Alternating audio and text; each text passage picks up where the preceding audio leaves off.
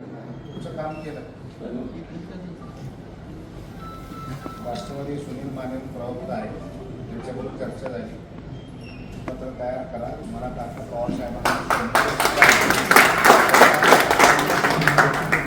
घेतो आणि पवार साहेबांची वेळ घेऊन देतो.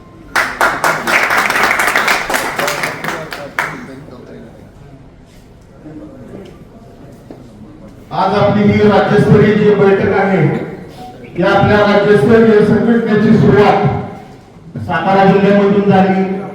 सातारा जिल्ह्यामध्ये संघटनेची स्थापना झाली. त्यानंतर आपली सोलापूरला एक बैठक झाली आणि आज आपली इथं तिसरी बैठक होत आहे. आता आपण आपली